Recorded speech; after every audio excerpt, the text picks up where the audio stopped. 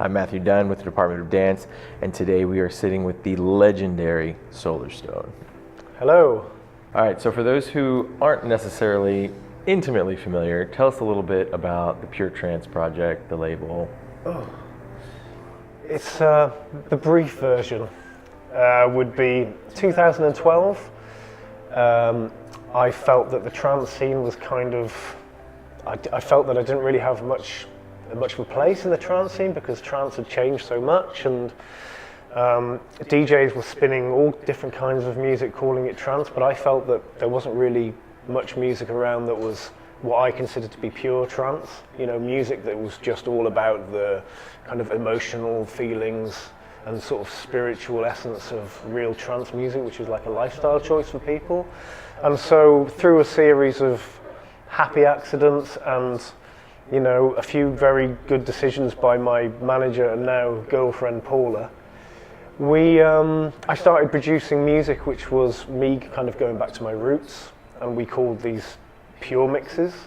And then people like Armin van Buuren and some other DJs came on board, and then there was the album Pure, and then the radio show, and then the label, and now we're doing events all around the world, and we're on the 7th volume of our annual compilation series, and it's kind of grown from what was really the sort of frustrations of one producer to a bona fide movement in the trance scene.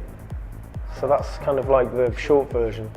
So you've also been doing these Dolby Atmos events. Can you tell us a little bit more about that? Dolby Atmos is quite extraordinary, really. I didn't know anything about Dolby Atmos until I was doing this open to close at Ministry of Sound a couple of years ago, and somebody said, are you going to be using the Dolby Atmos sound system? And I didn't even know what it was, so I asked the guy who does the bookings there, and he put me in touch with Gabriel, who is the guy at Dolby whose idea it was to take Dolby Atmos into the clubs. What Dolby Atmos is, you know, like Dolby 5.1 surround sound. It's kind of like that times 10. You have 50 extra speakers in a club, between 30 and 50 extra speakers in a club, and well, how do I explain it quite succinctly?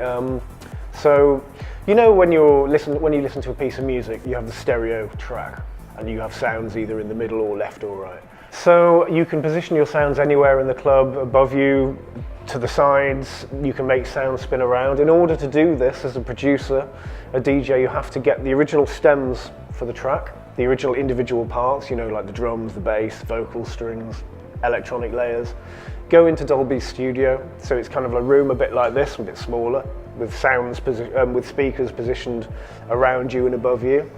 And then using a sequencer like Cubase or Pro Tools, you assemble the elements of the track, and you can position them anywhere around you that you want. You can do like audio animations, they're called objects, where you can grab, say like an acid line, like a you can make that acid line around your head.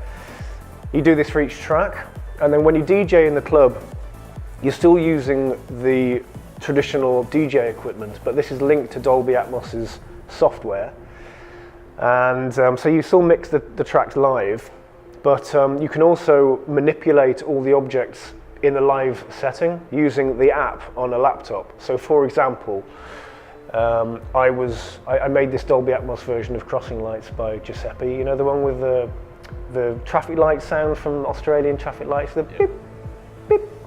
So I mixed in the track, and then when I got to the breakdown, I isolated the beep sound, looped it, and then I grabbed hold of it using the app, and I dragged the sound slowly around the room, sort of, and I also was mixing in effects, so it was kind of like going doop, doop, doop, doop, like that. And then gradually added more effects and then bring elements back in. And it's incredible because when people are in the club, you can just see them going like, you know, wow, you know, you're inside the music. It's kind of like the difference between going to a cinema in the 80s and then going to a cinema now and the sound being all around you, but as I said, 10 times as much. And there's only 4 clubs in the world that have it. There's Ministry of Sound in London, Agaha, Tokyo, soundbar in Chicago, and also a club in San Francisco where I'm going to be playing in a couple of weeks' time. And I'm working together with Dolby to try and bring the sound system to more clubs around the world. So hopefully Houston will be one of the next ones. We'll have to see. It's like the next generation of sound in a club. I mean, you have to experience it to understand it really. But so segueing into production and studio time. I know we have a lot of viewers who are budding producers and music creators. What would you say is your go-to, plug-in, and what's your favorite DAW? Like, what do you like to use in the studio? Well, I've been using Cubase since 1994 on the Atari. Not on the Atari now, although I still have my Atari. It's filthy. My son keeps asking me to dig it out, but I'm kind of resisting it because it's about an inch of like sludge all around the case. I've been using Cubase. I'm on the latest version of Cubase. I think it's Pro 10.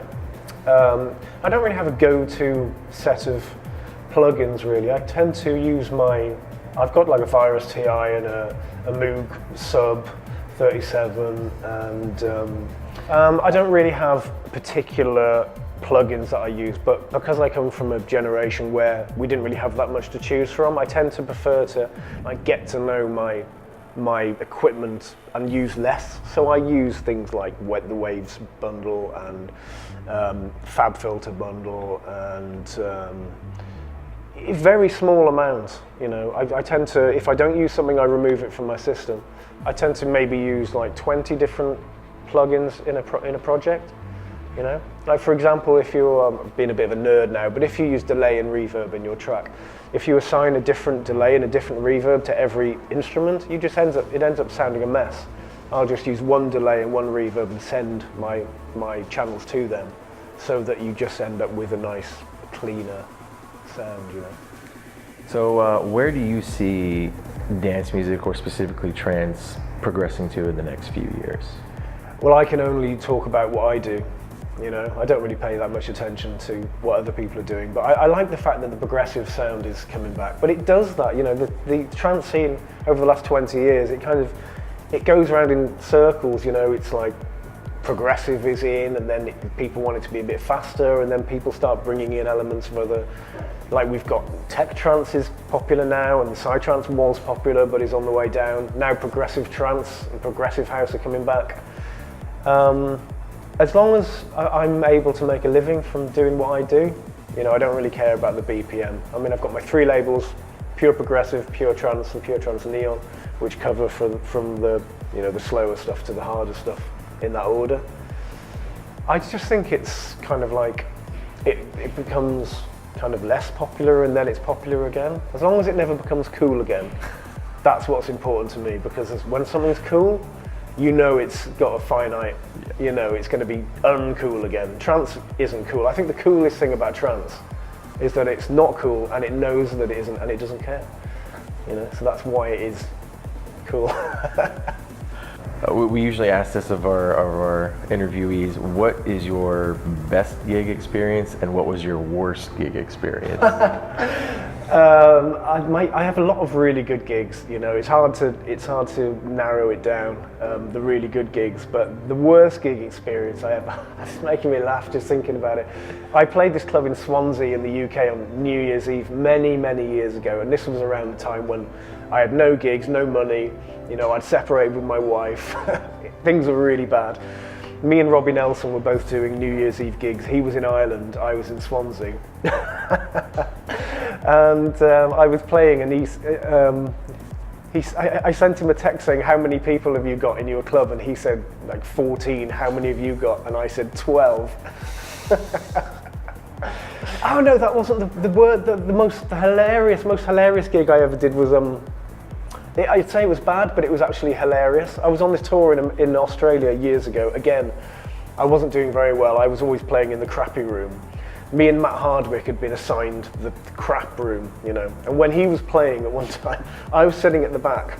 He was DJing. There was one person in the club, this girl who actually ended up learning, her name's Jane, in a wheelchair, sitting in a wheelchair in the middle of a dance floor. She was the only one in there, and at one point he played this track, and she got up and out of her wheelchair and walked out.